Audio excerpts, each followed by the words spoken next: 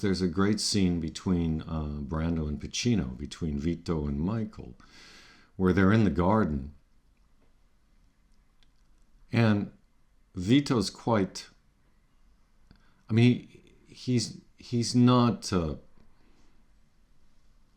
gone in his mind, but he's gotten to that stage where he repeats himself a lot, and he's not exactly crystal clear, except when it's about something really important.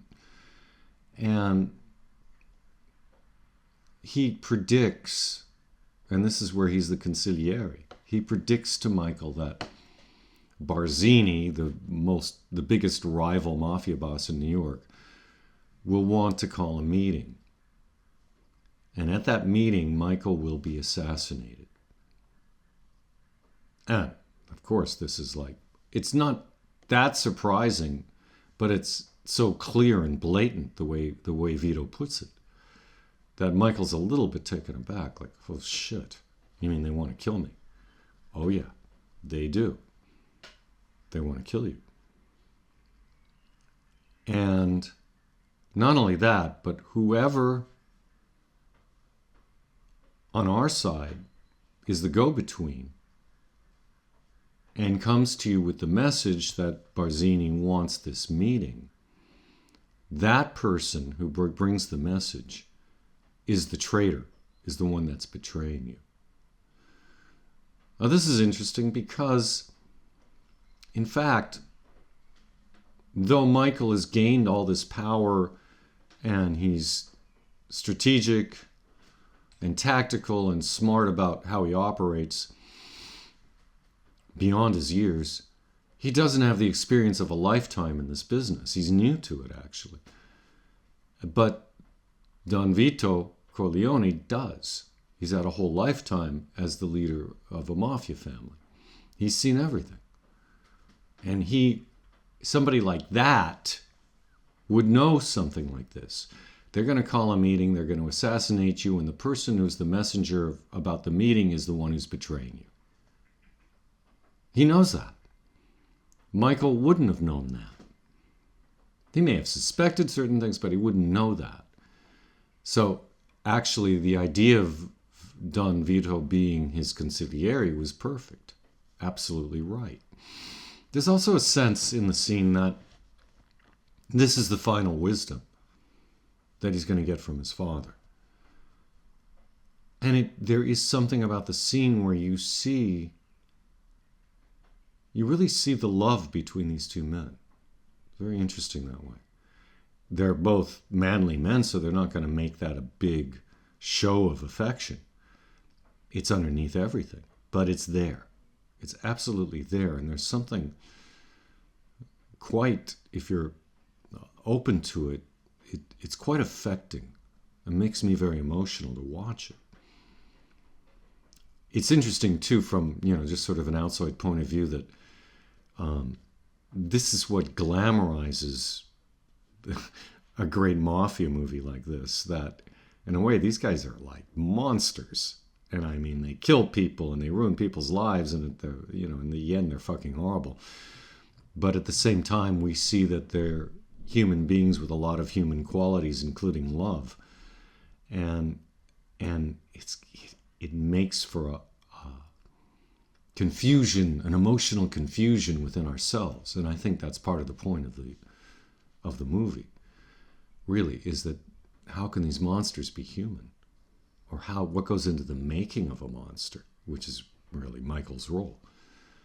So he gets this wisdom from his father, and it's the final wisdom, because then in one of the greatest scenes in film history is the scene where Brando, as Don Vito Corleone, dies with his grandchild in the garden. I won't go into that because that's not our theme today, but that scene, I have to tell you, is spectacularly amazing. And there's no dialogue, but it's just perfect.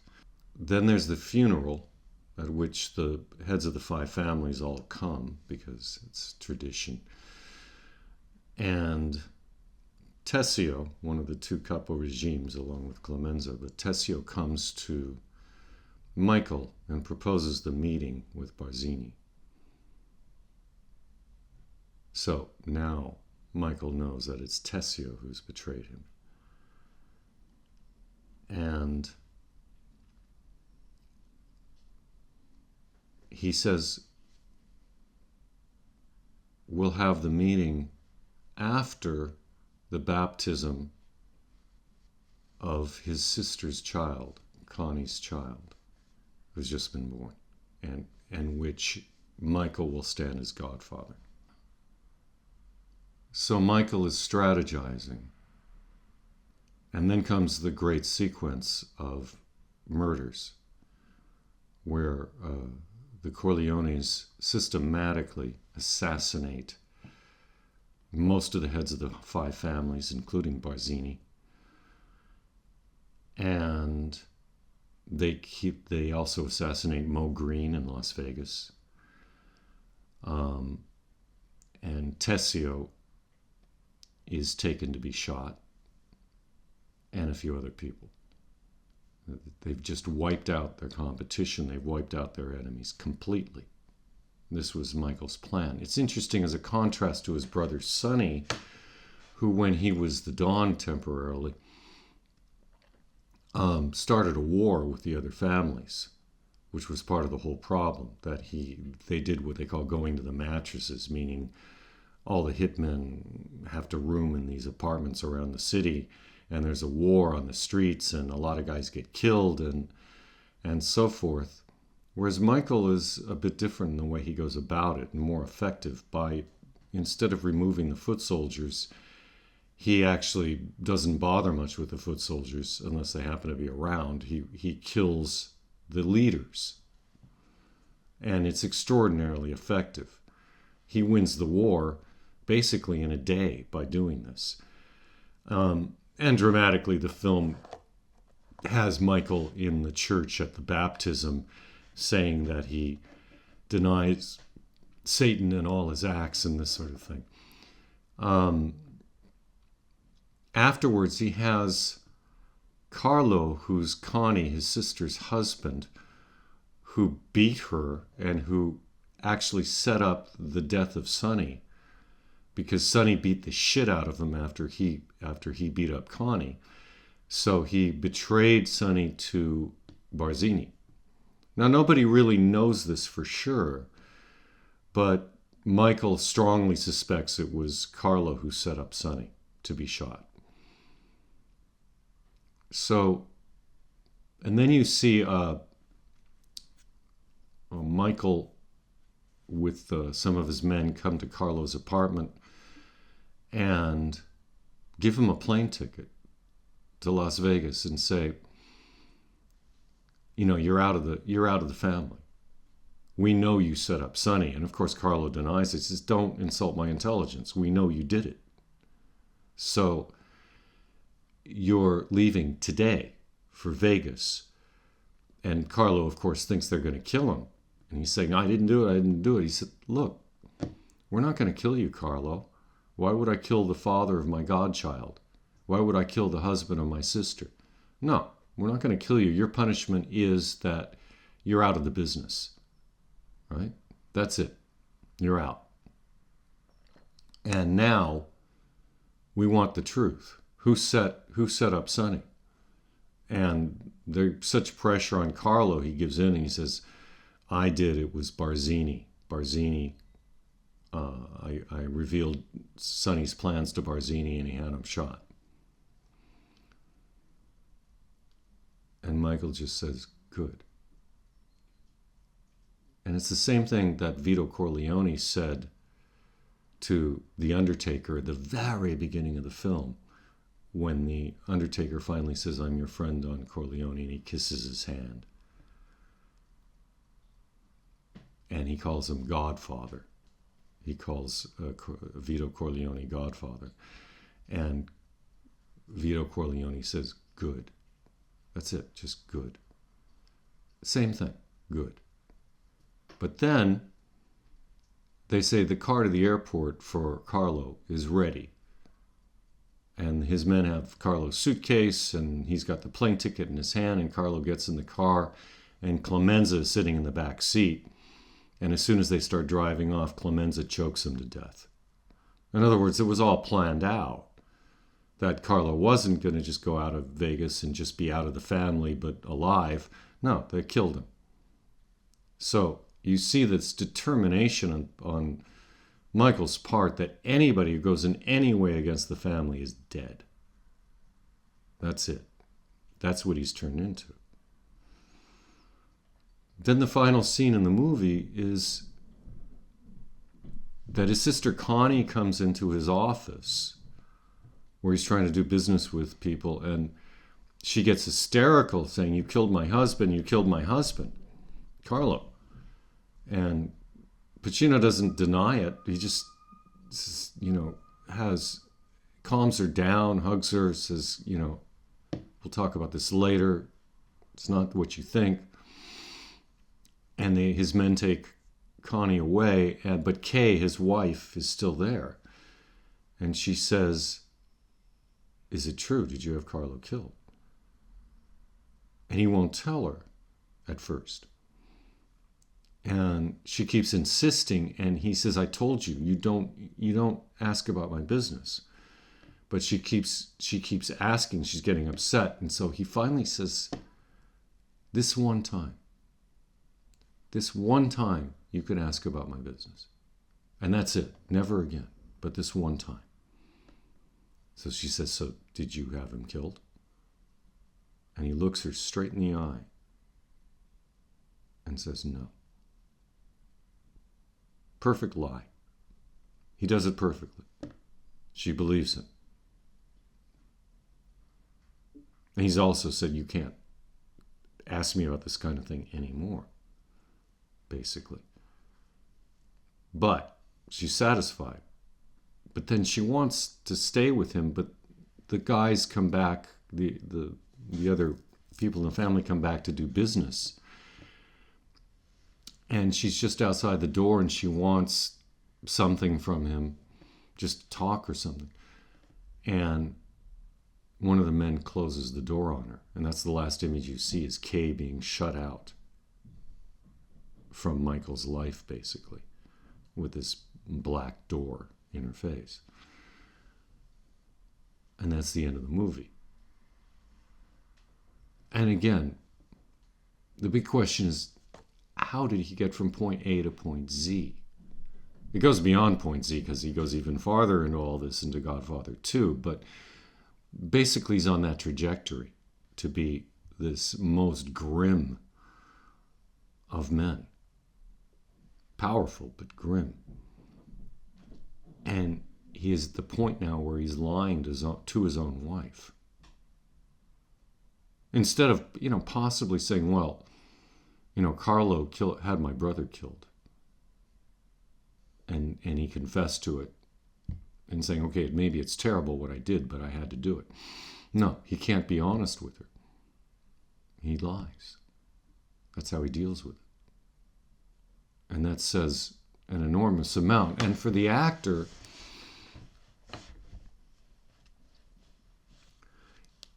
Pacino does it with a kind of purity. There's something in acting I call play the game as well as it can be played. If you're a tennis player, you don't really want, let's say you're an advanced intermediate type tennis player, you don't want a beginner to play against a beginner because it's no fun. You beat them too easily. It's more interesting. The game is much more interesting for people to watch if players are at fairly equal levels. Maybe one's a little better than the other, but only a little. And that makes for the most interesting game because there's a struggle. And he's playing the game as well as it can be played. And what I mean by that is he's not showing anything to the audience deliberately. No, what does a human being really do in the situation, a character like this, or this character? He plays the game as well as it can be played. He lies perfectly. Perfectly. And only the audience knows it's a lie. Kay doesn't know it's a lie. Kay loves him. Kay believes him. This is truth. This is truth in acting. Whereas a lot of actors would do something to give away the point that they're lying.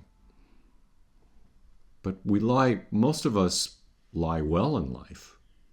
We tell our lies and they're believed until it's found out differently, but in ourselves we acted very well. This isn't exactly the most advanced acting point. I mean, any good actor basically knows this. But Pacino is thorough, very thorough throughout the whole performance. There's something I haven't talked about that's extraordinarily important in all of this.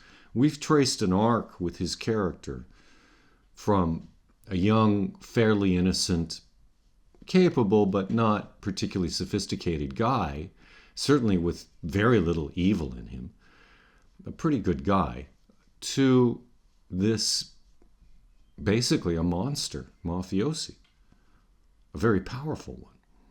That's quite an arc. And there were a lot of steps along the way to find it. What we haven't talked about is that films are, as you probably know, are shot out of sequence. They're rarely shot chronologically from the beginning of the film to the end. Isn't that right? Yeah. So that's how they're shot. So what does that mean for the actor? That means that the whole film has to be worked on. Your whole character, you can't just do it incrementally, scene by scene. You may be doing the last scene first. You have to already have worked on this arc of development well before you shoot every scene in the movie. And hopefully if you have a good director, they work with you on that, and the other actors. That's extraordinarily important. And how you do that is critical. Every actor, every good actor has their own way of doing that. Mine is to try to experience as much of the in-between moments as I can, to see how I develop in every way, physically, emotionally, sensorially, mentally, every way towards what happens between one scene and another. And so that nothing hopefully escapes me in terms of the development. And basically every good actor does that. They do it in their own way, but that's what they do. I tend to use my senses a lot in that process.